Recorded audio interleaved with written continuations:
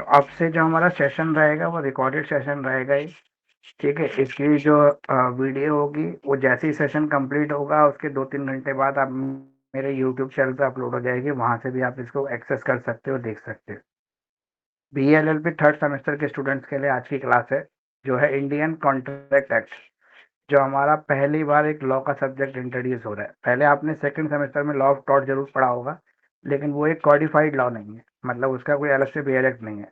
अब ये जो है कॉडिफाइड लॉ है, इसका अलग से बेयर एक्ट भी आता है। तो सबसे पहले तो आप एक बेयर एक्ट भी खरीद लो, इंडियन कॉन्ट्रैक्ट एक्ट के नाम से आपको बेयर एक्ट मिल जाएगा। वो आगे आपके लाइफ में भी काम आएगा, और उसी बेयर एक्ट के बेस पर आपका पूरा सिलेबस डिजाइन हुआ है। तो आपको 2-3 चीज़ों का ध्यान रखना होता है जब हम किसी भी लॉ के सब्जेक्ट में एग्जाम आंसर राइटिंग लिखने जाते हैं। तो जब हमारा लॉ का सब्जेक्ट होता है और एक BA का सब्जेक्ट होता है, तो BA के सब्जेक्ट में अलग तरीका है आंसर लिखने का, लॉ के सब्जेक्ट में अलग तरीका है। अगर जिन लोगों ने नोट्स लिए उनको तो पता ही है कि मैंने किस तरह से आपको क्वेश्चंस दिए हैं, लेकिन जिन्होंने नोट्स नहीं लिए उनको मैं बताता हूँ कि मेरे चैनल पर जो है पुराने भी वीडियो है, और अभी मैं रिसेंट नया वीडियो भी आपको 1-2 दिन में मिल जाएगा। आप इंडियन कॉन्टेक्ट के जो इंपॉर्टेंट क्वेश्चंस मैंने बताए हैं, उन्हीं क्वेश्चंस को आप तैयार कर लो एग्जाम के लिए। अगर आप उन क्वेश्चन को तैयार कर लेते हो एक अच्छे आंसर्स के साथ, तो मोर देन सफिशिएंट है, क्योंकि 80 to 100% पेपर आपको उसी क्वेश्चन में से आ जाएगा। CCS यूनिवर्सिटी और मां शाकुम्भरी यूनिवर्सिटी, दोनों का सिलेबस मैंने वहाँ पे कवर किया है, और दोनों यूनिवर्सिटी का जो है 100% सिलेबस उन क्वेश्चन में से आ जाएगा। मिनिमम बहुत ज़्यादा टफ पेपर सेट होता है तो भी 70% आपका सिलेबस मिल जाएगा उसके अंदर, 60-70 कहीं नहीं गया। तो आपके पास होने के लिए श्योर शॉट है, आप उससे पास हो जाओगे। अब आपको जो आज हम कर रहे हैं इंडियन कॉन्ट्रैक्ट कर रहे हैं, देखो इसमें आंसर राइटिंग में आपको क्या ध्यान रखना है। सबसे पहले तो हमारे पास जो एग्जाम में एक 28 पेज की बुकलेट आती है। अब जो हमारी 28 पेज की बुकलेट है ना, हमें कोशिश ये करनी है कि हम 25+ पेजेस भरें। अगर किसी पेपर में आपकी बहुत बहुत ही स्थिति खराब है और आपने पढ़ा ही नहीं था या आपकी तबीयत खराब थी एक दिन पहले, तो भी कोशिश करो किसी तरह से बना बुनू के आप 20 सीटें कम से कम टच कर लो। क्योंकि जो 15 सीटों से कम करता है उसकी तो 200% बैक आती है। जो 15 से 20 सीटें भर लेता है उसको कम से कम अच्छे मार्क्स यानी कि 50+ की उम्मीद बन जाती है। और जो 60 को टच करता है या 62-65 तक मार्क्स लाता है, वो 28 सीटें भरने वाले होते हैं। अब यहाँ पे सीटें भरने से कुछ बच्चे ऐसे समझते हैं कि CCS यूनिवर्सिटी में तो कुछ भी लिख दो, बस सीटें भर दो, मार्क्स मिल जाएंगे। ऐसा नहीं। अभी मेरे पास कल एक स्टूडेंट का फोन आया, वो कहता है कि सर अगर हम 28 पेज की बुकलेट भर देंगे, उसका माँ शकूमरी था कि उसकी 32 पेज की बुकलेट आती है, तो 32 पेज की अगर बुकलेट भर देंगे तो हर पेज के 2.5 मार्क्स मान लो आप, और इस तरह से हमारे मार्क्स आ जाएंगे। तो ऐसा नहीं है, एग्जामिनर जो चेक करने वाले हैं बड़े एक्सपीरियंस्ड होते हैं। ऐसा नहीं है कि आप कुछ भी लिख दोगे मार्क्स दे देंगे। हाँ, ये जरूर है कि मेन कंटेंट से टच करता हुआ आप कुछ लिख दोगे तो वो मार्क्स आपको दे देंगे, क्योंकि उनकी भी मंशा होती है बच्चे को पास करना है।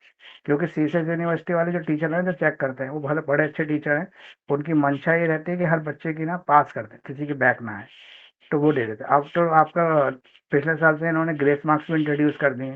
तो ग्रेस मार्क्स में आपको एक बेनिफिट है कि अगर आपको मान लो कि पास होने के लिए चाहिए 40 और आपके आ रहे हैं 35-36, तो 3-4 मार्क्स आपको ग्रेस में मिल जाते हैं। तो ये भी एक बेनिफिट आपके पास है कि आपको ग्रेस मार्क्स का भी बेनिफिट है। ग्रेस मार्क्स भी आपको CCS यूनिवर्सिटी प्रोवाइड कर देती है। तो 4 मार्क्स तक मैक्सिमम ग्रेस मार्क्स मैंने आके देखे हैं। कई बच्चों के 5 भी हैं, लेकिन वो रेयर केसेस में होते हैं। 4 तो है, 2-3-4 आपको मिल जाते हैं ग्रेस मार्क्स। लेकिन हमें ग्रेस मार्क्स नहीं, हमें तो अपने मार्क्स से पास होना है, तो हमें उसका ही ध्यान रखना है। इसमें आपको 2-3 चीजें हैं जो इंडियन कॉन्टेक्ट में याद रखनी है आंसर लिखते वक्त। एक तो आंसर हमारा छोटे छोटे पैराग्राफ में होना चाहिए, और हर पैराग्राफ की एक प्रॉपर हेडिंग होनी चाहिए। उस हेडिंग को आप ब्लैक पेन से लिखेंगे। अगर एक आंसर आप तैयार कर रहे हैं तो उसमें 8 से 10 हेडिंग अगर आप लिख देते हैं, तो ये आपकी CCS के लिए बहुत बढ़िया आंसर राइटिंग है, अच्छा पैटर्न है, आप 200% पास हो जाएंगे। सबसे पहले जब हम क्वेश्चन का आंसर लिखना शुरू करेंगे, तो हम उस टॉपिक का इंट्रोडक्शन लिखेंगे जो हम टॉपिक लिख रहे हैं। फिर उसके बाद उसकी जो भी चीज़ ने पूछी है, ऑब्जेक्टिव वगैरह या उसकी कैरेक्टरिस्टिक्स स्पेसिफिकेशन जो भी पूछा है, हम उसको लिख देंगे 8 से 10 पॉइंट में। और लास्ट में जाके हम आधा पैराग्राफ लिख देंगे। हाफ पैराग्राफ मतलब 4 से 5 लाइन की कंक्लूजन। कंक्लूजन में वही कंटेंट वापस लिख देंगे। तो इसलिए कहते हैं शीटें भरना। शीटें भरने में क्या है कि इंट्रोडक्शन में जो लिखा था वही कंक्लूजन में आ रहा है। अब आधा एक पेज हमने वहां भर दिया था, आधा एक पेज यही भर दिया, 2 शीटें हमारी भर गई, और 2 ही शीटें हमें कंटेंट से भरनी है। तो 10 मार्क्स का आंसर तैयार हो गया 4 पेज में। और अगर यही आंसर 20 मार्क्स है, तो हमारे जो 10 पॉइंट है उनको हम थोड़ा थोड़ा सा एक्सप्लेन कर देंगे, यानी कि वहाँ पे 3 लाइन का कर रहे थे, हमें 5-5 6-6 लाइन का एक्सप्लेन कर देंगे। तो यही हमारा कंटेंट 6 पेज का बन जाएगा, यानी कि 20 मार्क्स का आंसर तैयार हो जाएगा। बेसिकली आपको फोकस करना है 20 मार्क्स और 10 मार्क्स के ऊपर। आपको 5 मार्क्स, जो 4 मार्क्स का सेक्शन ही है, उसमें ज़्यादा फोकस नहीं करना। उसका भी एक तरीका है, अगर आप चाहते हो कि सर जो 20 मार्क्स का हमारा सेक्शन है उसमें एटलीस्ट 10 या 12 मार्क्स तो आ ही जाए, मतलब कम से कम 50% तो स्कोर कर ही लें, क्योंकि वहाँ ना पूरे सिलेबस के ऊपर से कुछ भी पूछ लेता है वो, उसकी कोई लिमिट नहीं है सेक्शन ए की। लेकिन वहाँ पर भी एक तरीका है कि अगर आप पिछले 24, 23, 22 और 21, ये 4 पेपर अगर आप कर लेते हैं, 21, 22, 23, 24, कॉन्ट्रैक्ट के सेक्शन ए में जितने भी क्वेश्चन आए थे वो सारे करें, तो 200% डेफिनेटली आपके 50% जो है कवर हो जाएगा सेक्शन ए भी। तो आपका सेक्शन ए 50% कवर हो गया, और आपके बी और सी की तैयारी भी हो गई। अगर आपको आंसर में कोई भी दिक्कत आ रही है तो आप जो है मुझसे पीडीएफ भी ले सकते हो, अभी तो डिस्काउंट भी है पीडीएफ पर, आपको मिल जाएगा आराम से। एक चीज़ और आपको ध्यान रखनी है, कभी भी मानसी जैसी किताबों का सहारा मत लेना। लॉ गुरु, मानसी, ये जो किताबें हैं इनके आंसर बिल्कुल करेक्ट नहीं होते हैं, क्योंकि ये जो है ना कोई ऐसा बढ़िया पीएचडी किया हुआ डॉक्टरेट डिग्री के साथ वाला लिखता नहीं है। इसको कोई भी लिख रहा है, पता नहीं कौन लिख रहा है, इसका पता ही नहीं है।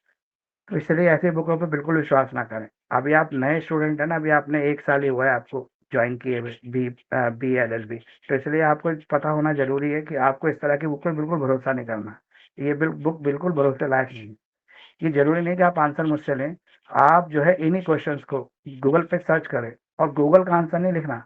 लॉ के अंदर गूगल का आंसर नहीं चलेगा, लॉ के अंदर कौन सा आंसर चलेगा, जो लीगल ब्लॉक्स है, लॉ सर्विसेज, आई रीडर, ऐसे बहुत सारे ब्लॉक्स है, लॉ भूमि।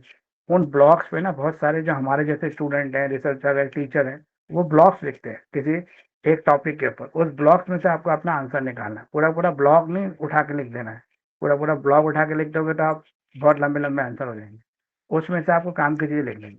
सबसे अच्छा तरीका होता है एग्जाम के लिए अगर हमें तैयार करना है और कम टाइम में तैयार करना है, तो एक तो हम दिन में 3 राउंड में पढ़ाई करना शुरू करें। 3 राउंड में जब हम पढ़ाई करते हैं तो हमारा कंसंट्रेशन अच्छा होता है। हर राउंड के बाद हमें 1 घंटे का रेस्ट, वो आपका जो भी आपको अच्छी चीज़ लगती है, जो आपको जल्दी रेस्ट देती है। कोई लोग मोबाइल देख के रेस्ट ले लेते हैं, कोई गेम खेल के रेस्ट लेता है, कोई सोने के बाद उसको फील होता है कि हाँ मेरी बॉडी में कुछ रेस्ट आया है। और दूसरा, जब भी आप सेशन बनाएंगे 3 सेशन पढ़ने के, तो आप कोशिश करेंगे कि एटलीस्ट 2 घंटे का एक सेशन। ऐसा नहीं है कि आधे घंटे में आप बोर हो गए, आपका सेशन कंप्लीट हो गया, 1 घंटे में आपका सेशन कंप्लीट हो गया। कम से कम 2 घंटे का, और मैक्सिमम 3 घंटे। कभी भी सेशन 3 से ज़्यादा घंटे का नहीं होना चाहिए। एक सीटिंग में जब भी हम 3 घंटे ज़्यादा पढ़ने की कोशिश करते हैं तो हम 200% नहीं पढ़ पाते। बहुत ही कम स्टूडेंट होते हैं जिनका फोकस अच्छा होता है, वही केवल स्टूडेंट जो होते हैं वो 3 से ज़्यादा घंटे पढ़ सकते हैं। और हमारे जैसे ऑर्डिनरी जो स्टूडेंट होते हैं, मैं भी अपने टाइम पे जो है बहुत ज़्यादा पढ़ नहीं पाता था, मेरा भी इतना कॉन्सेंट्रेशन नहीं था, लेकिन मैं भी 2 घंटे का सेशन लेता था। तो 2 घंटे का सेशन बहुत होता है, तो 2-2 घंटे के 3 सेशन आपको दिन में रखने पढ़ने के। और जब एग्जाम पास आ जाता है तो आपको इन्हीं सेशन को 3 से 4 भी बना सकते हो, लेकिन आपकी अपनी अवेबिलिटी के ऊपर डिपेंड करता है कि आप कितने फ्री हैं। अगर आप स्टूडेंट ही हैं, आपको कॉलेज नहीं जाना, अब तो कॉलेज की भी छुट्टियाँ हो गई, तो आपके पास पूरा दिन है 24 घंटे में से। अगर आप 2-2 घंटे के 4 सेशन निकालते हो तो 8 घंटे ही बनते हैं, और 8 घंटे आप रात को सो लेते हैं, तो 16 घंटे हो गए। बाकी 8 घंटे फिर भी आपके पास बाकी चीज़ों के लिए बच जाते हैं। तो आप अपने दिन का ना पूरा उपयोग करना है आपको, यानी कि जो हमारी घड़ी है उसका पूरा इस्तेमाल करना है। घड़ी में कोई भी एक टाइम हमारा वेस्ट ना हो जाए। इस समय इतनी ज़्यादा स्ट्रेस हो जाती है मुझे कि मुझे रात को कल 3 बजे तक मैं आपके वीडियो ये सब बनाता रहा। फिर 3 बजे के बाद कुछ स्टूडेंट बात करने लग गए तो 5 बज गए, और फिर सोने के बाद सुबह जल्दी उठना पड़ा 8 बजे, और 8 बजे उठ के फिर आपकी क्लासेस के लिए मैसेज लिंक बनाने थे। बहुत सारे स्टूडेंट जो है मैसेजेस कर रहे थे। तो यहाँ पर मैंने ग्रुप में इसलिए लिंक शेयर नहीं किया क्योंकि हमें बहुत सारे स्टूडेंट नहीं चाहिए। हमें वो स्टूडेंट चाहिए जो हमारे साथ डेडिकेटेड है। देखो, अगर मैं आपको कुछ गाइडेंस दे रहा हूँ तो मैं आपसे सिर्फ इतना ही मांग रहा हूँ कि आप मेरे वीडियो को लाइक करें, सब्सक्राइब करें और कमेंट करें। और ये कोई बहुत ज़्यादा चीज़ नहीं है। अगर कोई आपको अच्छी गाइडेंस दे रहा है तो उसका भी आपका आपका भी फर्ज बनता है कि आप उसके लिए कुछ करें। तो सिर्फ इतना ही करना है, और आपको इस वीडियो को एक काम और करना है, अपने जितने भी क्लास के व्हाट्सएप ग्रुप है, जितने आपके अनऑफिशियल ग्रुप बने हुए हैं कॉलेज के, उसमें भेज दें ताकि और स्टूडेंट भी इसका फ़ायदा उठा सके। हमारे जो होता है लाइव क्लासेस भी चलती है, और लाइव क्लासेस हमारी स्पेशल डिजाइन होती है उन बच्चों के लिए जो जॉब करते हैं, जो वर्किंग स्टूडेंट है। तो वर्किंग स्टूडेंट के लिए हम स्पेशल क्लासेस डिजाइन करते हैं। तो वर्किंग स्टूडेंट को ये फ़ायदा होता है कि वह दिन भर टाइम दे पाते हैं। अगर रात को 1 घंटा पढ़ लेते हैं तो उनकी कोर्स की तैयारी हो जाती है। तो बहुत सालों से हमारे साथ काफ़ी सारे वर्किंग स्टूडेंट जुड़े हुए हैं, जॉब एडवोकेट बन के तैयार हो गए। अभी मैंने अपना नया जो यूट्यूब चैनल शुरू किया है, वकील साहब, वो मैंने इसलिए शुरू किया कि आपको मैंने स्टूडेंट लाइफ में काफ़ी सपोर्ट किया, तो बच्चे चाह रहे थे कि सर प्रोफेशनल लाइफ में भी आप सपोर्ट करने के लिए कोई चीज़ बनाएं, तो इसलिए हमने प्रोफेशनल लाइफ को सपोर्ट करने के लिए कि आप एक ग्रेजुएट होने के बाद, लॉ ग्रेजुएट होने के बाद किस तरह से लॉ की फील्ड में सक्सेस लेंगे, क्या क्या चीज़ें जो आप कर सकते हैं, कौन कौन से एग्जाम है जो आप दे सकते हैं, ये सब इंफॉर्मेशन वकील साहब जो मैंने नया यूट्यूब चैनल बनाया इसलिए आई। अब हम इंडियन कॉन्ट्रैक्ट पे आ जाते हैं, जिसके लिए हमने आज की क्लास डिजाइन की है, और ये हमारी जो क्लास है इसमें हम इंडियन कॉन्ट्रैक्ट को ही पढ़ेंगे। सबसे पहले मैं आपको वो क्वेश्चन बताऊंगा जो एग्जाम के लिए काफी इंपॉर्टेंट क्वेश्चन है, जो आपको एग्जाम में पढ़ के ही जाना है, जिनको आपको छोड़ना नहीं है। सबसे पहले आप में से कोई भी अगर कॉन्ट्रैक्ट की डेफिनेशन जानता हो तो एक बार कॉन्ट्रैक्ट की डेफिनेशन फटाफट से बता दो। इंडियन कॉन्ट्रैक्ट की कोई भी डेफिनेशन अगर जानता है तो आपको तो ये पता ही होगा कि इंडियन कॉन्ट्रैक्ट एक्ट 1872 में आया था, और इसको ब्रिटिश लेके आए थे। ब्रिटिश इंडिया के अंदर ये लागू हुआ था और इंग्लिश कॉमन लॉ के ऊपर बेस्ड था। ये लाना इसलिए जरूरी था ब्रिटिशर्स के लिए, क्यों? क्योंकि इंडिया में कोई भी कॉडिफाइड लॉ नहीं था और बहुत सारे झगड़े छोटे छोटे हो जाते थे, जो ट्रेडर्स के होते थे, मैन्युफैक्चरर्स के, रिटेलर्स के होते थे, और इनके बीच में कोई भी कॉन्ट्रैक्ट को लागू करने का रूल ही नहीं था, लॉ ही नहीं था इंडिया के अंदर। तो इस वजह से उनको वहाँ पे दिक्कत हो रही थी, तो यूनिफॉर्मिटी लाने के लिए लॉ में उन्होंने इस तरह की चीजें शुरू की, इंडिया के में इस तरह के प्रयोग शुरू किए।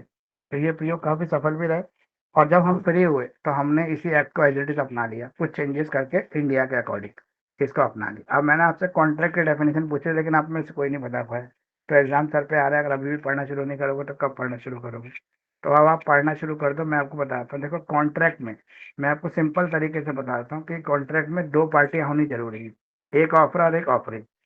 जब दोनों पार्टी मिलकर तैयार हो जाते हैं किसी भी एग्रीमेंट को करने के लिए, कि किसी भी काम को करने के लिए, और उसके अंदर कंसिडरेशन इन्वॉल्व हो जाती है। अभी जब कंसिडरेशन, ये क्या है? कंसिडरेशन क्या होती है? कंसिडरेशन एक मॉनिटरी पेमेंट है, ये सपना नहीं है, ये ख्याली पुलाव नहीं है, ये मॉनिटरी पेमेंट है जो रियल में दिखती है। तो इसी मॉनिटरी पेमेंट को अस्तित्व में ले आए कंसिडरेशन के रूप में, तो ऑफर और ऑफरी मिले, कंसिडरेशन आया, तो बना एग्रीमेंट। अब एग्रीमेंट इन्फोर्सेबल बाय लॉ हो गया तो बन गया कॉन्ट्रैक्ट। हर एग्रीमेंट जो है वो कॉन्ट्रैक्ट बने ये जरूरी नहीं है, लेकिन हर कॉन्ट्रैक्ट एग्रीमेंट होता है ये जरूरी है। अब ऐसा क्यों कि हर एग्रीमेंट कॉन्ट्रैक्ट नहीं बन पाता है, लेकिन हर कॉन्ट्रैक्ट जो है वो एग्रीमेंट जरूर होता है, क्योंकि एग्रीमेंट के बाद ही कॉन्ट्रैक्ट आता है, इसलिए। अब हर एग्रीमेंट इसलिए कॉन्ट्रैक्ट नहीं बन पाता क्योंकि कॉन्ट्रैक्ट जो है वो इलीगल चीजों के लिए भी किया, सॉरी, एग्रीमेंट जो है वो इलीगल चीजों के लिए भी किया जाता है, लेकिन उसमें एक शर्त जुड़ जाती है कि लॉफुल अगर एग्रीमेंट है तो वो कॉन्ट्रैक्ट बनेगा। तो इसी लॉफुल वर्ड की वजह से यहाँ पर जो कॉन्ट्रैक्ट है उसमें सारे एग्रीमेंट कॉन्ट्रैक्ट नहीं बन पाते। अब मान लो दो आतंकवादियों ने बम ब्लास्ट करने के लिए एग्रीमेंट कर लिया, कर सकते हैं, एग्रीमेंट करने से सरकार ना रोक रही है, कुछ भी चीजें मिलकर तय कर लो। लेकिन वो बॉम्ब ब्लास्ट के कॉन्ट्रैक्ट को अगर एक एक आतंकवादी ने पैसे लेने के बाद बॉम्ब ब्लास्ट नहीं किया, तो दूसरा व्यक्ति क्या कोर्ट जा सकता है? बताइए, कोर्ट जाएगा कि सर इसने तो पैसे ले लिए और बॉम्ब ब्लास्ट किया ही नहीं? जाके ऐसी पिटीशन लगा सकता है कोर्ट में? आप बताओ, लगा सकता है? नहीं लगा यस। सकते सर। हाँ, नहीं लगा सकता, क्यों? क्योंकि वो इलीगल है ना। ऐसा कोई थोड़ा ना कोर्ट कहेगी हाँ ठीक है जी, बॉम्ब ब्लास्ट नहीं किया, आ जाओ जी कोर्ट में आओ। हाँ बताओ, तुमने पैसे लेने के बाद बम ब्लास्ट क्यों नहीं किया? तो ये सब इलीगल चीज है, इलीगल चीजों के लिए कॉन्ट्रैक्ट नहीं बनता, आपको ये ध्यान रखना है। कॉन्ट्रैक्ट का पर्पस लॉफुल होना जरूरी है। तो कॉन्ट्रैक्ट में और भी एसेंशियल एलिमेंट है जो एक वैलिड कॉन्ट्रैक्ट में होने चाहिए, जिसके बिना कॉन्ट्रैक्ट बनता ही नहीं है। जैसे फ्री कंसेंट, एक व्यक्ति ने दूसरे आदमी के सर पे बंदूक रखी, बोला मेरे साथ कॉन्ट्रैक्ट करेगा नहीं तो गोली मार दूंगा। कॉन्ट्रैक्ट तो वैलिड चीज के लिए हो रहा है, लेकिन फोर्सफुली कराया जा रहा है, तो ये भी वैलिड कॉन्ट्रैक्ट नहीं है। फ्री कंसेंट होना जरूरी है पार्टीज की। इसके अलावा लॉफुल कंसिडरेशन होनी चाहिए। कंसिडरेशन जो पैसा दे रहे हैं वो भी कानूनी अस्तित्व रखता हो, ऐसा ना हो ख्याली पुलाव कि भाई तू मेरी को आज मेरे साथ कांटेक्ट करेगा तो भविष्य में मैं तेरे लिए जरूर कुछ ना कुछ करूंगा, या तेरे को जो है स्वर्ग पहुंचा दूंगा, या तेरी तेरी आत्मा को परमात्मा से मिलाने में हेल्प करूंगा, तुझे जो है इस तरह की स्पिरिचुअल चीजें दे दूंगा। तो वो सब लॉफुल नहीं है, इसलिए कंसिडरेशन वैलिड जब भी होती है जब लॉफुल हो, मतलब मॉनिटरी पेमेंट हो। मॉनिटरी में क्या क्या आता है? आपका पैसा भी आता है, जमीन जायदाद, सोना चांदी सब आ जाता है। कंपिटेंट टू कॉन्ट्रैक्ट, जो भी कॉन्ट्रैक्ट करने वाली पार्टी है वो कंपिटेंट होना जरूरी है। अब ये वर्ड जो कंपिटेंट है, इसका मतलब कॉन्ट्रैक्ट करने के योग्य होनी चाहिए पार्टियां। अगर वो कॉन्ट्रैक्ट करने के योग्य हैं जब भी वो कॉन्ट्रैक्ट कर सकती है। इसके अलावा जिस चीज के लिए आप कॉन्ट्रैक्ट कर रहे हो वो चीज भी लॉफुल हो, यानी कि वो इलीगल सब्जेक्ट ना हो। फॉर एग्जांपल एक व्यक्ति ने दूसरे व्यक्ति से कांटेक्ट किया, बोला कि तुम मुझे 100 बंदूकें सप्लाई कर देना, मैं तुम्हें 2 लाख रुपए दे दूंगा।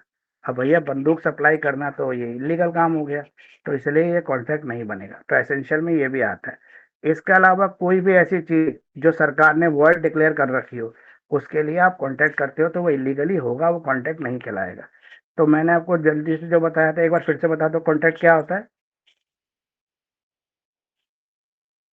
मुझे लग रहा है आप An लोग पढ़ते नहीं agreement हो। enforceable by law.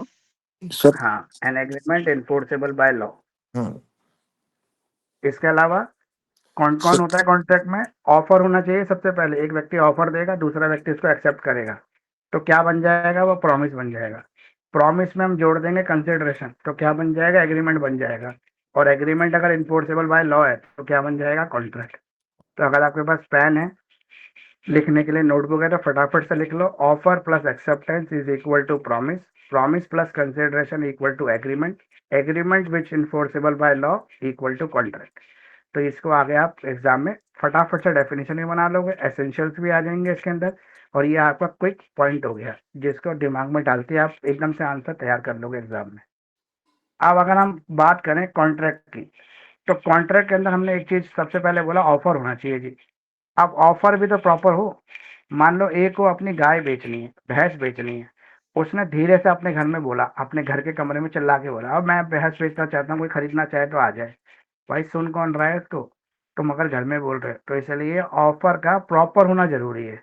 ऑफर का प्रॉपर होने का मतलब ये है कि आप उसको या तो अखबार में या आस पड़ोस में दूसरे व्यक्तियों को बोलोगे, तभी तो कोई खरीदेगा आपकी चीज को। तो इसलिए ऑफर प्रॉपर हो, दूसरा एक्सेप्टेंस भी प्रॉपर हो।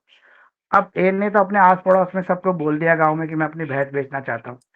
अब बी को लग रहा था कि भाई इसकी भैंस तो बहुत अच्छी है, मैं खरीद लेता हूँ। उसने बोला, पूछा उससे कितने में बेचोगे, तो उसने बोला 10,000 में बेच दूंगा भैंस अपनी। उसने बोला भाई बड़ी सस्ती है, मैं ले लूंगा। लेकिन उसने क्या बोला, उसके सामने ना अपने घर में जाकर अपनी बीवी को बोलता है कि वो जो भैंस बेच रहा है ना, हम खरीद लेंगे उसको, क्योंकि 10,000 की दे रहा है और हमारे पास 10,000 है भी। ये प्रॉपर एक्सेप्टेंस नहीं है, क्योंकि उसको बोलना पड़ेगा ना जिससे आपको खरीदनी है। तो इसलिए प्रॉपर एक्सेप्टेंस और प्रॉपर ऑफर होना चाहिए।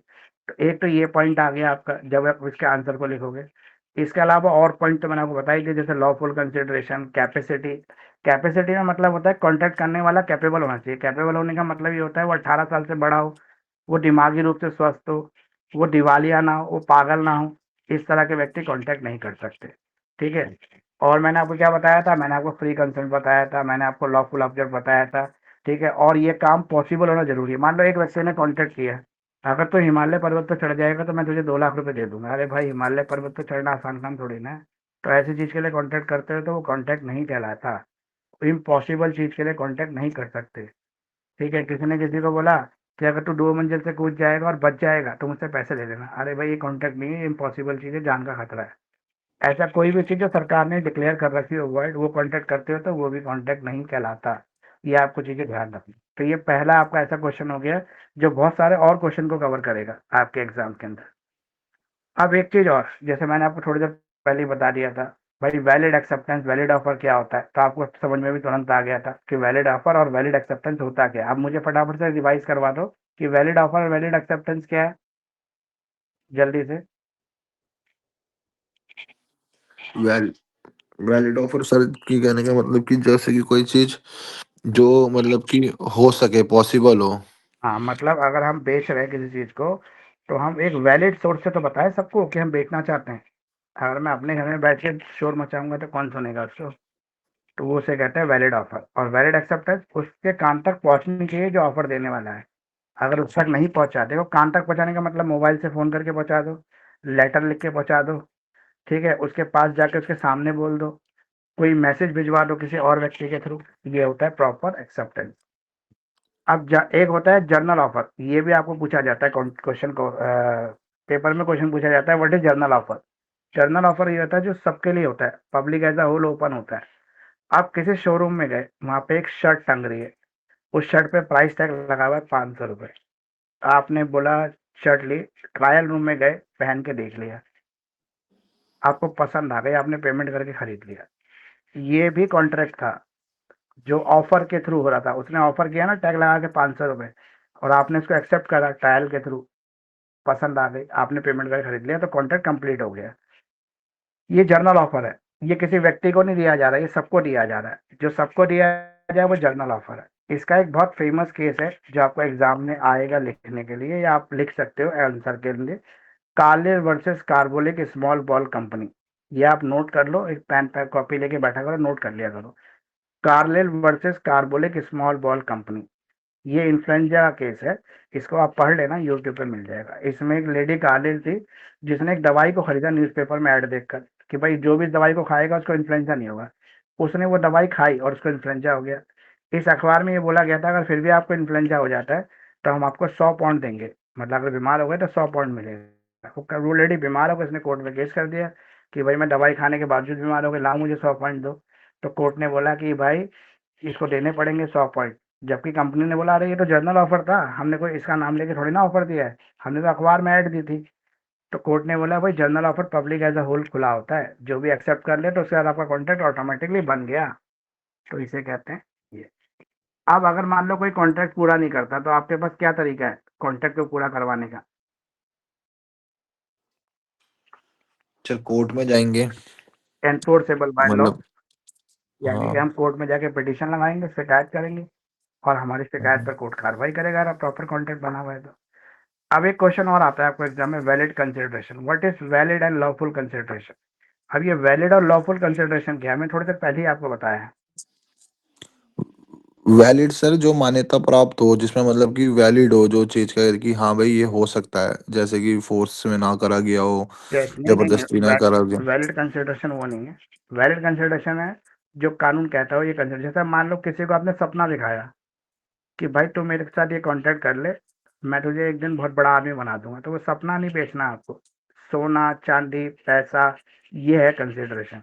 ये देना पड़ेगा आपको एडवांस में। आपने अपने पड़ोस की एक जमीन खरीदनी है, आप उसके साथ कॉन्ट्रैक्ट करने गए जमीन खरीदने का, आपने थोड़ा सा पैसा बयाने के रूप में दे दिया। बयाना समझते हो ना सभी लोग? जी सर, टोकन मनी। हाँ, आपने दिया तो टोकन मनी का सपना बेच सकते हो आप? सपना नहीं दोगे ना, ख्याली पुलाव थोड़ा ना दोगे, आपको पैसा देना पड़ेगा।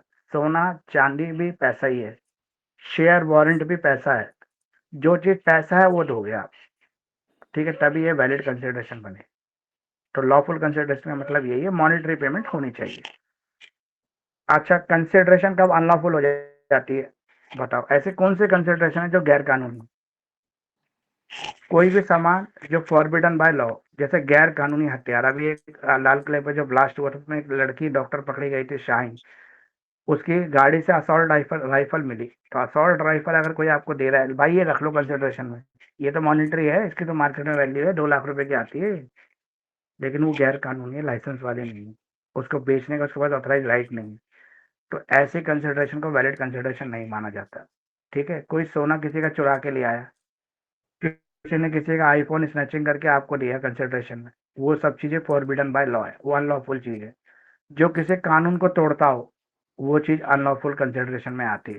तो अनलॉफुल कंसिडरेशन के ऊपर भी क्वेश्चन बहुत बार एग्जाम में पूछा गया है, तो आपको इसको भी ध्यान रखना है कि अनलॉफुल कंसिडरेशन क्या होती है। अब एक कंसिडरेशन कब वाइड हो जाती है? वाइड का मतलब समझते हो? ये जो वर्ड है वाइड, ये क्या होता है बताइए फटाफट से। Not enforceable by law. हाँ, जो लॉ जिसको एनफोर्स ही नहीं कर सकता। अब बताइए लॉ क्यों नहीं एनफोर्स कर सकता, इसको एनफोर्स क्यों नहीं कर सकता? कोई ना कोई इलीगल एलिमेंट जुड़ गया होगा ना उसके साथ, इसलिए। तो आपको यहाँ पे यही बताना है जी। कि कब किस कंडीशन में कंसिडरेशन वाइड हो जाती है। कंसिडरेशन तो ठीक थी, पैसा दिया गया, लेकिन वाइड हो गया बाद में। मैं आपको बताया था, देखो हमें एक चीज बताई गई थी शुरू में, भाई किसी भी कॉन्ट्रैक्ट को बनाना है ना आपको, तो कंसिडरेशन तो देनी पड़ेगी। कंसिडरेशन दोगे तभी कॉन्ट्रैक्ट बनेगा। मैंने आपको एक फार्मूला बताया है कॉन्ट्रैक्ट का, ऑफर के अंदर जोड़ दो एक्सेप्टेंस, तो बन जाएगा आपका क्या? Offer plus promise. प्रॉमिस। और प्रॉमिस में क्या जोड़ दो? कंसिडरेशन, तो क्या बन जाएगा? एग्रीमेंट। और एग्रीमेंट जो एनफोर्सेबल बाय लॉ होगा वो क्या बन जाएगा? कॉन्ट्रैक्ट। वो कॉन्ट्रैक्ट बन जाएगा। अब यहाँ से मैंने एक एलिमेंट हटा दिया, कंसिडरेशन। अब ये पूरी लाइन वैलिड है नहीं है? आपने तुरंत बोला कि सर ये तो वैलिड ही नहीं है, इसमें कंसिडरेशन नहीं है। तो यहाँ पर एक क्वेश्चन आता है एग्जाम में, in absence of consideration every agreement is wide. क्या कोई ऐसा एग्रीमेंट भी है जो बिना कंसिडरेशन के वैलिड हो जाए? यहाँ बताना है आपको। अब बताओ ऐसा कोई एग्रीमेंट है जो कंसिडरेशन नहीं दिया लेकिन फिर भी वैलिड हो जाए। जबकि हमारा लॉ क्या कह रहा है, कॉन्ट्रैक्ट एक्ट, भाई बिना कंसिडरेशन के वैलिड नहीं होगा कॉन्ट्रैक्ट, और कंसिडरेशन भी मॉनिटरी होनी चाहिए, वैलिड कंसिडरेशन होनी चाहिए। अब ये आपसे उल्टा पूछ रहा है, भाई इसकी कोई एक्सेप्शन भी तो होंगी, लॉ में तो हर चीज की एक्सेप्शन है। अब आप मुझे तुरंत फटाफट से बताओ कि ऐसी कोई एग्रीमेंट है जो बिना कंसिडरेशन के भी वैलिड हो जाता है। तो आपका आंसर होगा यस सर है, बहुत सारे एग्जाम्पल हैं इसके। तो फटाफट से बता दो एक एग्जाम्पल, पढ़ना शुरू कर दो, उसका मतलब आप लोगों ने पढ़ना शुरू नहीं किया। मैं आपको बताता हूँ, एक पिताजी अपनी बेटी को जमीन गिफ्ट करना चाहते हैं, कर सकते हैं? हाँ जी सर। कर सकते हैं। पिताजी अपने बेटे को, इकलौते बेटे को अपनी प्रॉपर्टी ट्रांसफर करना चाहते हैं, कर सकते हैं? हाँ जी सर, कर सकते हैं। यहाँ पे ऑफर है, पिताजी ऑफर दे रहे हैं, एक्सेप्टेंस है? हाँ सर बिल्कुल है ना, एक्सेप्टेंस क्यों नहीं है? बेटा कह रहा है हाँ पापा अगर देना चाहते दे दो मेरे को, या बेटी कह रही कौन मना करेगा सर। ऑफर एक्सेप्टेंस तो आ गए, चलो सर प्रॉमिस हो गया पूरा। अब क्या जोड़ना है अगला एलिमेंट, कंसिडरेशन। पिताजी क्या पैसा लेंगे अपने बच्चों से? नहीं। नहीं लेंगे। नहीं लेंगे। तो बिना कंसिडरेशन के क्या बन गया ये, एग्रीमेंट। और एग्रीमेंट एनफोर्सेबल बाय लॉ कैसे होगा, गिफ्ट डीड बना दो जी। आप बोलोगे सर बड़ा आसान तरीका है गिफ्ट डीड। गिफ्ट डीड तो बना ही इसलिए गई है जहाँ पे पैसे का लेन देन ना हो और लेकिन प्रॉपर्टी का ट्रांसफर करना हो। तो सर फटाफट से गिफ्ट डीड बना दो आप तो जल्दी से। तो क्या बन गया ये, कॉन्ट्रैक्ट, गिफ्ट डीड बनते ही। तो ऐसा कॉन्ट्रैक्ट क्या है, ये वैलिड है, विदाउट कंसिडरेशन भी वैलिड हो गया। तो इसका नाम क्या है, इसका नाम है जब हम किसी से लव और अफेक्शन में कोई कॉन्ट्रैक्ट करते हैं तो वो बिना कंसिडरेशन के भी वैलिड हो जाता है। तो ये एक्सेप्शन है, ये सेक्शन 25 में लिखी हुई है। इसका एक बहुत बड़ा फेमस केस है, राजलुखी देवी वर्सेस भूतनाथ मुखर्जी। इस केस को आप सर्च कर लेना, गूगल पे मिल जाएगा आपको। और कोई एग्जांपल है आपके पास, आप बताओ कोई और एग्जांपल है आपके पास उसका, जो बिना कंसिडरेशन के कॉन्ट्रैक्ट वैलिड हो जाए? तो आपने तुरंत बोला हाँ सर क्यों नहीं है, बहुत सारे एग्जांपल है, अगला ही बता देता हूँ फटाफट से। अगला ये है, आपको एक बंदा था ए, जो बहुत टाइम से आपके पैसे नहीं दे रहा था, 5,000 रुपये आपके बहुत टाइम से पेंडिंग थे, लेकिन उसकी एक दुकान थी, वो अपने कुछ सामान बेचता था दुकान पे। आप एक दिन उसके बाद दुकान पे गए, बोला यार 8-9 महीने हो गए जैसे पैसा मांगते, तू पैसे नहीं दे रहा यार, चल ऐसा कर, तेरे दुकान पे सामान जो है ना मेरे घर में इसकी जरूरत है, ये दे दे मुझे और 5,000 इसमें बराबर हो जाएंगे तेरे। तो क्या ऐसा हो सकता है? हाँ जी सर, हो सकता है, उसके वो एक्सेप्ट करेगा। डेफिनेटली 200% हो सकता है। यहाँ पे ऑफर है, बिल्कुल है सर, क्यों नहीं है ऑफर, वो कह रहा है ना। एक्सेप्टेंस है, सर बिल्कुल है, एक्सेप्टेंस भी है, एक्सेप्ट कर रहा है दुकानदार कि ठीक है मैं दे दूंगा। तो क्या बन गया, प्रॉमिस। अब प्रॉमिस में क्या जोड़ना है हमें, कंसिडरेशन। कंसिडरेशन तो सर है ही नहीं इसमें, क्योंकि वो पहले से ही उसका बकाया चल रहा है, प्रीवियस आउटस्टैंडिंग है। तो ये एग्रीमेंट बन जाएगा, हाँ सर बिल्कुल बन जाएगा, वो सामान देगा तुरंत एग्रीमेंट बनेगा। तो कॉन्ट्रैक्ट है, बिल्कुल कॉन्ट्रैक्ट है, क्योंकि एनफोर्सेबल बाय लॉ भी है। कल को दुकानदार ये थोड़ा कह सकता है तू सामान ले गया पैसे नहीं दिए, भाई तू तो पहले मेरे देने थे। तो ऐसा प्रॉमिस जो आउटस्टैंडिंग डेब्ट के लिए हो, वो भी विदाउट कंसिडरेशन वैलिड हो जाता है। तो टाइम बियर डेब्ट, जिसका टाइम निकल चुका हो, कोई ऐसा लोन आपने दिया हो किसी को जिसका टाइम निकल चुका हो, तो आप उसके रिकवरी में भी एग्रीमेंट बना सकते हो बिना कंसिडरेशन के। अब मान लो आप रोड पे जा रहे हो अपनी स्कूटी से, एक बूढ़ी महिला के किसी सामान को आपने टक्कर मार दी, मतलब उसका मान लो कोई सामान आपसे टूट गया, वो आपके पीछे चिपट गई, उसको कुछ चोट नहीं लगी, उसका शरीर बिल्कुल ठीक है, लेकिन उसके पास कोई सामान था वो टूट गया। अब यहाँ पर आप क्या करोगे, किसी का नुकसान हो जाता है आपसे तो आप क्या करते हो, भरपाई करेंगे सर उसकी। भरपाई करोगे पैसे देकर। तो इसे भी कहते हैं कॉन्ट्रैक्ट, ये भी कॉन्ट्रैक्ट है, यहाँ पे भी ऑफर है, एक्सेप्टेंस है, भाई तू इस मेरा पीछे छोड़ दे माता और बता तुझे क्या चाहिए, कहे भाई मेरा 500 का सामान था, तू 500 दे दे, जा अपने घर। तो आपने तुरंत 500 निकाले दे दिए। अब यहाँ पे देखो क्या था, ऑफर है, ऑफर दे रहा है ना कि मामला सुलझा लो। एक्सेप्टेंस भी है, माता कह रही है हाँ ठीक है बेटा सामान का नुकसान भर दे, प्रॉमिस बन गया, लेकिन कंसिडरेशन नहीं होगा यहाँ पे। कंसिडरेशन अब आप बोलो सर वो 500 दे तो रहा है, वो क्या है, अरे वो तो भैया कॉन्ट्रैक्ट का फुल अमाउंट है ना, वो कंसिडरेशन का है, बयाना थोड़ी ना है। लेकिन एग्रीमेंट भी है और एनफोर्सेबल लॉ भी है और कॉन्ट्रैक्ट भी है। तो इसे कहते हैं प्रॉमिस टू कंपनसेट, जब हम कंपनसेट करने का प्रॉमिस करते हैं। ठीक है, अगर हम किसी को कोई गिफ्ट दें, जैसे किसी के बर्थडे पे गिफ्ट देते हैं या कहीं भी गिफ्ट देते हैं, तो वो सब भी कॉन्ट्रैक्ट है, चाहे हम बदले में कुछ ना मांग रहे हो फिर भी। डोनर डोनी जो देते हैं ना गिफ्ट, वो भी सारे। अगर एक एजेंट है, मान लो मेरी एक बड़ी कंपनी है और मेरा एक एजेंट बैंगलोर में, एक अहमदाबाद में, एक गुजरात में, मैं सारे एजेंटों को माल भेजता हूँ अपना, तो क्या मैं उनसे कंसिडरेशन लूंगा?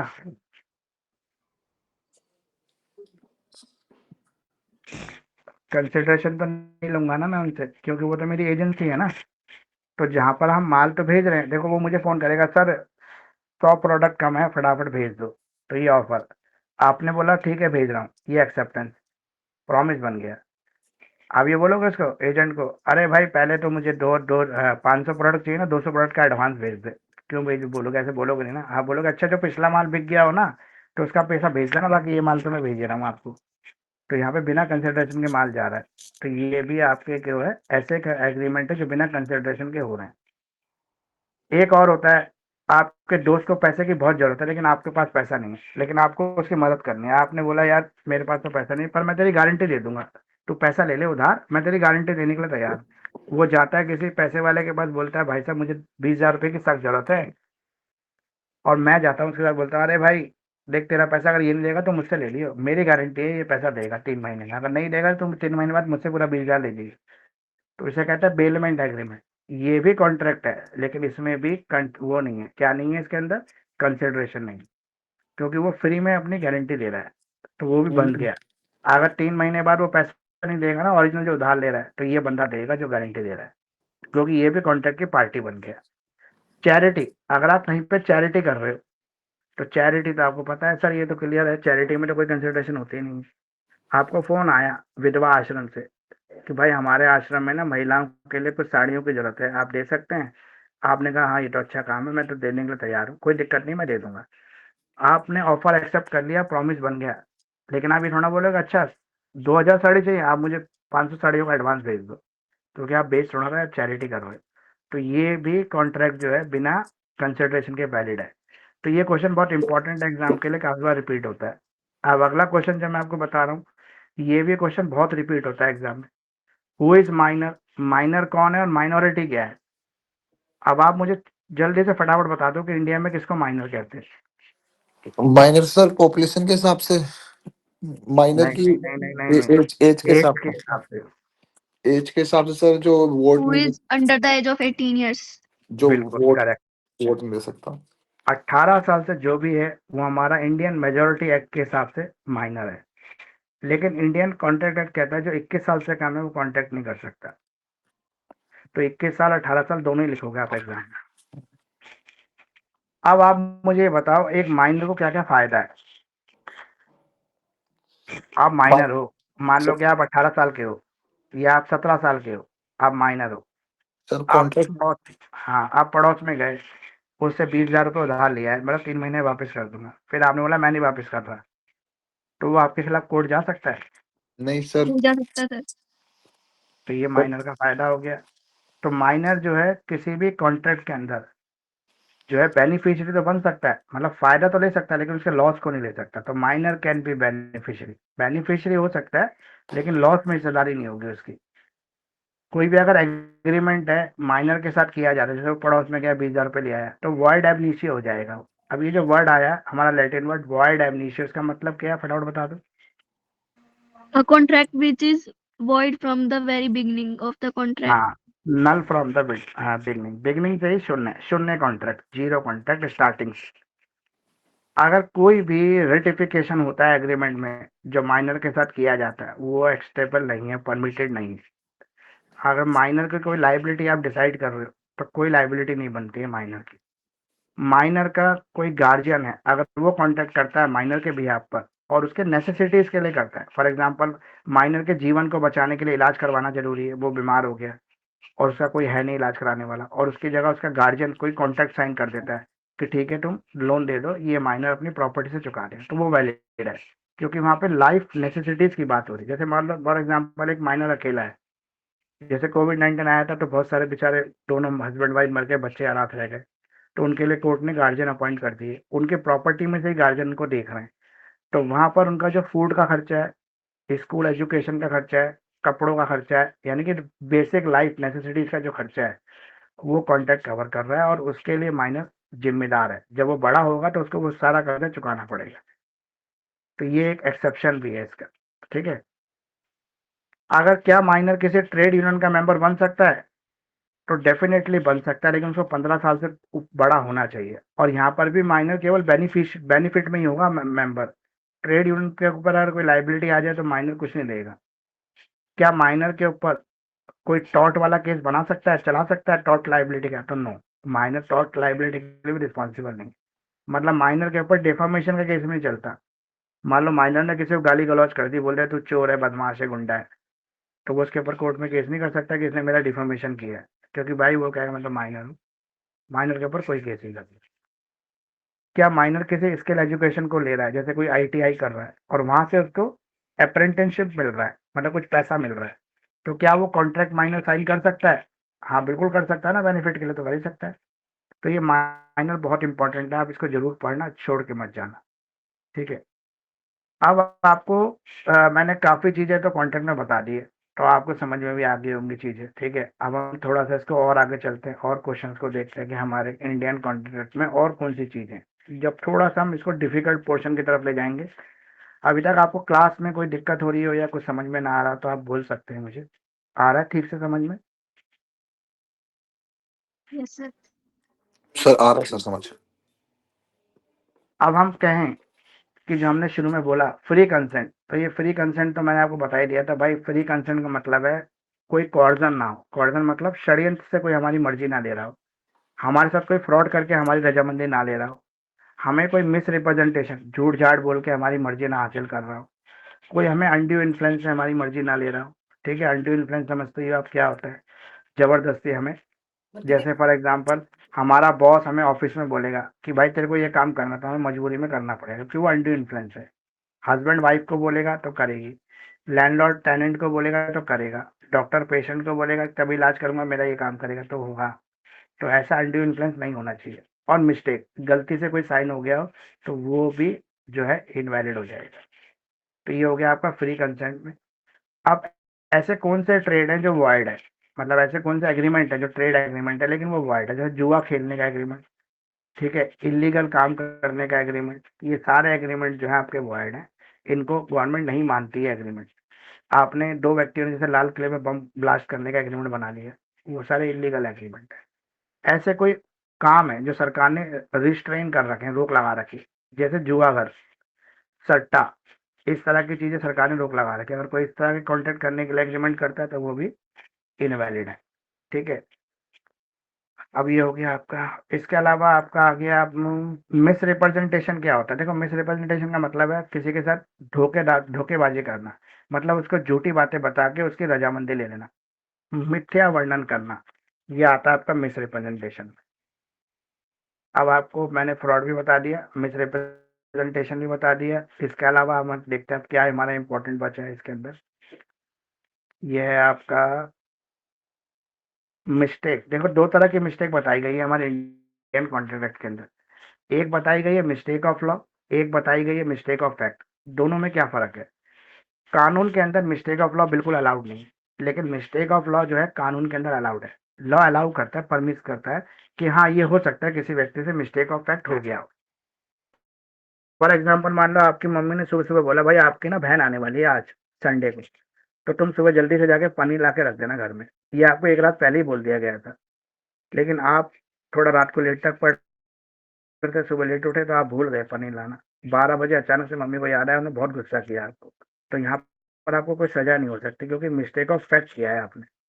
हो सकता है, ऐसा हो जाता है, आदमी भूल जाता है, ठीक है। अब दूसरा, इंडिया में कानून है चोरी करने वाले को सजा मिलेगी। एक व्यक्ति दूसरे घर में जाके माल चुरा के अपने घर में ले आया, पकड़ा गया, कोर्ट गया, कोर्ट में जाके बोल रहे जज साहब मुझे तो पता ही नहीं था कि चोरी करना भी क्राइम है, मैंने तो लॉ की पढ़ाई नहीं की, मुझे तो इंडिया का कानून पता ही नहीं है, मैं तो कभी आज तक मेरे घर में या मेरी 7 पुस्तकों में कोई लॉ जानता ही नहीं। तो कोर्ट उसको छोड़ देगी? नहीं छोड़ेगी सर। तो मिस्टेक ऑफ लॉ अलाउड नहीं, लेकिन मिस्टेक ऑफ फैक्ट अलाउड है। मिस्टेक ऑफ फैक्ट आपसे हो गया हो तो अलाउड है, कोर्ट मान लेती है हाँ ठीक है हो सकता है, मिस्टेक ऑफ फैक्ट हो जाता है, कोई बड़ी बात नहीं है। मान लो एक व्यक्ति ने बोला मैं अपनी बुलेट मोटरसाइकिल बेचने वाला हूँ 20,000 रुपए के अंदर। अब उसके पास दो बुलेट थी, एक पुराना मॉडल एक नया मॉडल। तो खरीदने वाले को ये लगा शायद ये पुराना वाला ही बेच रहा होगा, लेकिन जो बेचने वाला था वो नया बेचना चाह रहा था, क्यों? क्योंकि पुरानी वाली उसके लिए लक्की थी, वो कभी उसको बेचता ही नहीं, बेचेगा ही नहीं, ये उसके मन में था। अब जब वो लेने गया डिलीवरी, तो वो तो पुरानी की लेने गया था ना, वो बोला मैं तो नई की दूंगा। तो ये मिस्टेक ऑफ फैक्ट है, ये अलाउड हो सकता है, ये कॉन्ट्रैक्ट कोर्ट से भी लागू नहीं होगा, कोर्ट भी इसको कहेगी हाँ कोई नहीं भाई, मिस्टेक ऑफ फैक्ट हो गया, ये कॉन्ट्रैक्ट इनवैलिड। लेकिन अगर आप कानून की गलती कर दो, बोला बिना कंसल्टेशन के मैं कॉन्ट्रैक्ट बनाऊंगा बुलेट खरीदने का, तो नहीं बनेगा, मिस्टेक ऑफ लॉ अलाउड ही नहीं है। तो कानून के अंदर मिस्टेक ऑफ फैक्ट तो अलाउड है, लेकिन आप बोलो कि सर मुझे मिस्टेक ऑफ लॉ अलाउड कर दो, तो नहीं होगा। आप ये कह के नहीं बच सकते सर मुझे लॉ की पढ़ाई नहीं की, मुझे लॉ पता ही नहीं इंडिया का कानून क्या है, आप ऐसे कह के बच नहीं सकते। आप कभी भी कोई ऐसा कॉन्ट्रैक्ट नहीं बना सकते जिससे किसी की शादी करने पर रोक लगाई जाए। ए ने बी को कहा, ए लड़का है बी लड़की, अगर तू 10 साल तक शादी नहीं करेगी तो मैं तेरे को 2 लाख रुपए दे दूंगा। उसने बोला ठीक है मैं शादी नहीं करूंगी, तो उसने बोला ये ले 1 लाख रुपए। ऑफर आ गया, एक्सेप्टेंस आ गया, प्रॉमिस बन गया, प्रॉमिस में कंसिडरेशन जुड़ गया, एग्रीमेंट बन गया। जब ये एनफोर्सेबल बाय लॉ में गया तो ये फेल हो गया, क्योंकि हमारे भारत के अंदर सेक्शन 26 कहता है इंडियन कॉन्ट्रैक्ट एक्ट का, आप शादी करने पे रोक लगाने वाला एग्रीमेंट नहीं कर सकते, क्योंकि शादी करना सबका अपना राइट है, अपनी पर्सनल आज़ादी है, वो कभी भी अपनी उम्र में ना करे या करे, 40 में करे, 20 में करे, 30 में करे, वो उसकी अपनी मर्जी। सिर्फ हमारा इंडियन लॉ ये कहता है भाई लड़का 21 साल का और लड़की 18 साल की होनी चाहिए शादी के लिए, उसके अलावा सब अलाउड है। ठीक है, जो जब भी करना चाहे कर सकता है। तो इसलिए रिस्ट्रेन ऑफ मैरिज अगर कोई भी करता है तो वो अलाउड नहीं है इंडिया के अंदर, ये आपको याद रखना है एग्जाम के लिए। एग्जाम में इस तरह के क्वेश्चन भी आपसे पूछ लिए जाते हैं। अब एक और एग्रीमेंट होता है वेज ऑफ वेजर एग्रीमेंट, ये भी वाइड है, ये भी गैर कानूनी, इस तरह के एग्रीमेंट भी आप नहीं कर सकते। अगर आपने पढ़ा हो तो फटाफट से मुझे बता दो वेज ऑफ वेजर क्या होता है। इसको हिंदी में कहते हैं बाजी का करार। इसमें दोनों पार्टीज के इक्वल गेन और लॉस होते हैं, चांस बराबर होते हैं, जैसे मटका लगाना, सट्टा लगाना, जुआ खेलना, पत्ते खेलना, गैम्बलिंग करना, ये सब वेज ऑफ वेजर एग्रीमेंट है, ये अलाउड नहीं। अब आपका तुरंत सवाल आता है कि सर ऐसा तो है नहीं, हमारे यहाँ पे तो दिल्ली के अंदर रेस कोर्स है, घोड़ों की रेस पे लोग पैसे लगा के कमाते हैं, वो ऑफिशियल है, वो सरकार दे रही है आपको मौका, वहाँ पर इलीगल नहीं, वहाँ लीगल है। लेकिन अगर आप अपने घर के बाहर 4 घोड़े खड़े करके रेस लगाओगे कि भाई ये मैदान है, 4 घोड़े रेस लगा रहे हैं, आ जाओ पैसा लगाओ, तो वो इलीगल है। वेज ऑफ वेजर एग्रीमेंट, बाजी का करार। ए ने बी को कहा अगर कल बारिश हुई तो मैं तुम्हें 2 लाख रुपए तुरंत दे दूंगा बारिश होते, ये वेज ऑफ वेजर एग्रीमेंट है, क्योंकि दोनों का बस नहीं है उस पर। ठीक है, तो wage of wager agreement illegal agreement बताए गए section 30 of Indian contract act के अंदर।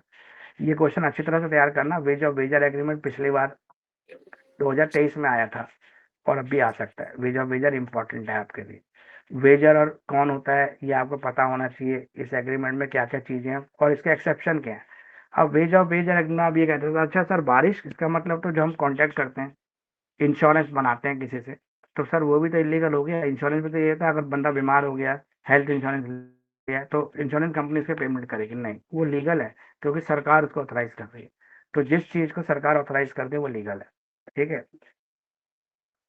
जैसे शेयर मार्केट में तो इलीगल होनी चाहिए सर, वो भी तो एक तरह से गैम्बलिंग ही है, सर जैसे लेकिन नहीं है भाई, ऑनलाइन गेमिंग चल रही थी अभी जैसे। वो इलीगल है, गवर्नमेंट ने अभी इलीगल डिक्लेयर कर दी है ना, हाँ वो हाँ इलीगल। नहीं, ठीक है। जिसको गवर्नमेंट इलीगल डिक्लेयर कर दे वो इलीगल है। ठीक है, अब एक और बड़ा इंपॉर्टेंट आता है कंटीजेंट कॉन्ट्रैक्ट क्या होता है, ये भी आपको बहुत बार एग्जाम में पूछ लेता है, तो बताइए कंटीजेंट कॉन्ट्रैक्ट क्या होता है।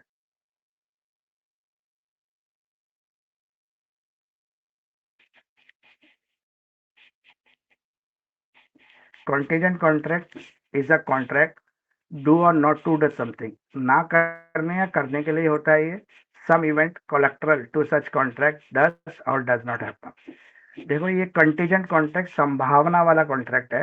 फॉर एग्जांपल ए ने बी को कहा कि अगर कल सुबह सूरज 7 बजे निकलेगा तो मैं तुरंत तुम्हारे इस कॉन्ट्रैक्ट को अप्लाई करके तुम्हें इतना पैसा दे दूंगा।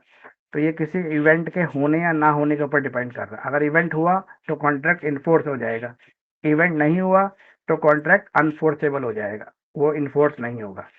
अब ये जो इवेंट है, इस इवेंट पर दोनों का कंट्रोल नहीं होना चाहिए।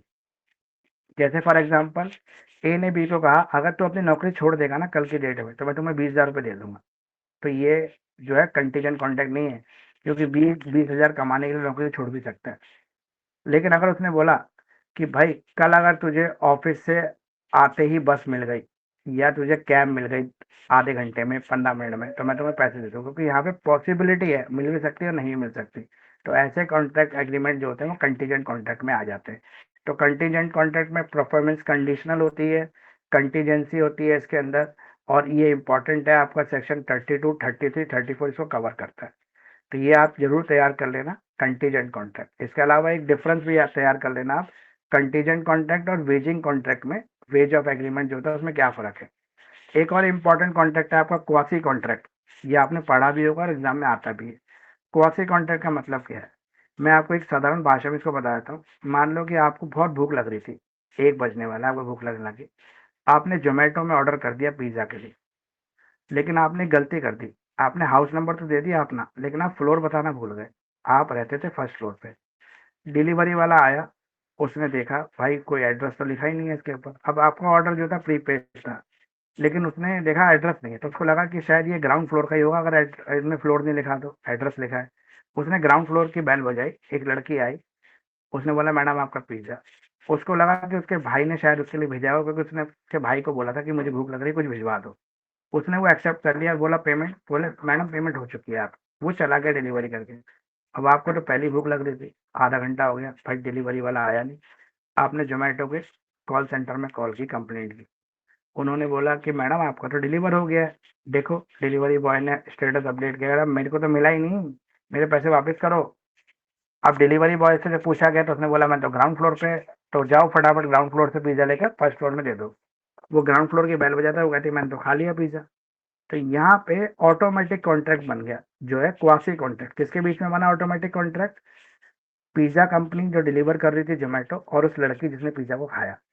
अगर आप कोई भी ऐसा बेनिफिट ले लेते हो जो आपके हक का नहीं है, कोई भी ऐसा बेनिफिट जो आपके हक का नहीं है आप ले लेते हो, तो उस बेनिफिट की आपको पेमेंट करनी कंपलसरी होती है, वो आपका क्वासी कॉन्ट्रैक्ट बन जाता है। तो quasi contract are the contract which are made by the court और लॉ, जिसको या तो कोर्ट बनाती है या लॉ बनाता है। ये कॉन्ट्रैक्ट पार्टियां नहीं बनाती, इसमें ऑफर एक्सेप्टेंस नहीं होता, इसमें प्रॉमिस नहीं होता, लेकिन फिर भी ये कॉन्ट्रैक्ट होता है। क्योंकि ऐसा थोड़ी ना आपने पिज्जा खा लिया और पैसे नहीं दोगे, चाहे गलती से खाया पैसे देने पड़ेंगे। तो फर्स्ट फ्लोर वाले को तो पिज्जा जोमेटो दोबारा भिजवा देती है और इसके ऊपर पैसे के लिए डिमांड करती है। अगर ये पैसे दे दे तो ठीक है, नहीं तो ये एनफोर्सेबल बाय लॉ भी है, कोर्ट जा सकते हैं इस कॉन्ट्रैक्ट के लिए। जो रॉन्ग डिलीवरी हो जाती है उसकी पेमेंट करनी पड़ती है, उसे ही क्वासी कॉन्ट्रैक्ट कहते हैं। इसमें उस व्यक्ति को पैसा पाने का अधिकार है जिसने भी कॉन्ट्रैक्ट का चीज का उपयोग किया है या उपभोग किया है, वो व्यक्ति जो है लायबल है पैसा देने के लिए। तो इसमें मैंने आपको लगभग जो है कॉन्ट्रैक्ट एक्ट की बहुत सारी चीजें इंपॉर्टेंट इंपॉर्टेंट सारी कवर करा दी। कुछ रह गया होगा तो वो भी हम कर लेंगे कवर, ठीक है। तो आपको क्लास कैसी लगी, इसके बाद जो है आपकी ये क्लास जो है अपलोड कर दूंगा मैं शाम से पहले पहले, और आपको लिंक जो है यूट्यूब पे मिल जाएगा, वहां से आप इस क्लास का एक्सेस ले सकते हो। आपको एक ही काम करना है, एक तो कमेंट भी करना है, जिन्होंने वीडियो कैसा लगा, क्लासेस कैसी लगी आपको, उसका कमेंट करना है। तो क्लास यहाँ पे कंप्लीट है आपकी। बाकी अभी हम और सब्जेक्ट की क्लासेस भी डिजाइन करेंगे थर्ड सेमेस्टर।